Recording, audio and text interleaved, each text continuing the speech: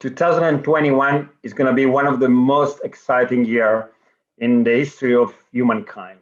It's going to be a really change of epoch. We're living in a world that has been nominated VUCA world. VUCA stands for volatility, uncertainty, complexity, and ambiguity. And let me tell you, the only authority that can now say you must change your life is exactly the global crisis we're living in. It has the authority because it appeals to something unthinkable, for which it is the prelude to a potential worldwide catastrophe. But how do we face this situation? We could be optimists, we could be pessimists, but I really desire, in the deeper side of myself as a human being, that we should be magicians. You know, to be magicians, what does it mean? To let the magic in you work. And the word magic comes from the old Persian mahag, that means knowledge. This time is for humanity to let the knowledge, the deepest knowledge we have in ourselves, all of us, to come out and work. You know what? We are the most evolved species living on the planet. Why? It's a biological matter. It depends on the shape of our brains. We are the only living species able to prefigure, to imagine, to let the magic work.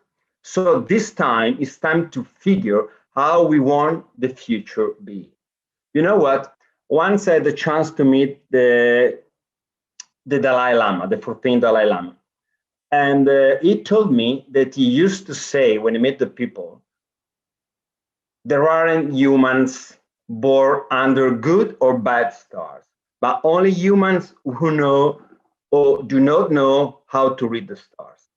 So this time is the time for humanity to be able to be responsible. Responsibility means the ability to give responses. It's time to change our lives. Life serves to produce its own fruit.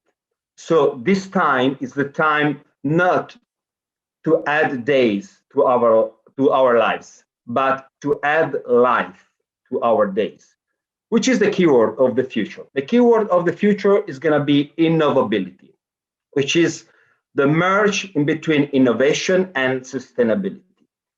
Innovation has to be disruptive in this epoch. It doesn't have to be just incremental. It doesn't have to be just an evolution of itself. It has to be disruptive. We have to redesign the entire planet. We have to redesign ourselves as people. We have to look for peace. The SDGs are a beautiful map to work on, to connect the stars, to be guided and to be led. Because we have to produce a new impact as humankind on three different P's: people, planet, and peace. And innovability means that innovation has to be guided by the principles of the SDGs approach, and the sustainability has to be enforced and empowered by the strength of innovation. This is innovability. Otherwise, innovation will be just by itself, something even cold or dangerous, and sustainability will remain just something institutional without any life living within. Innovability is going to be the key. And the human centricity, that means bringing humans back to the point, to the center, is going to be the way. There will be four main big drivers redesigning the planet in the future: demography, technology, environment, and basically ethics, values, and behaviors. Humans are the best technology living on the planet. Why? You know what's the difference between humans and machines? Machines provide answers, and humans ask themselves questions. Machines are programs. Humans are projects. So, which is my project as a human being? I want to be impactful. I want to be responsible, able to give responses. 2021 is a question. COVID-19 is a question. How do I respond? Through my ethics, values, and behaviors.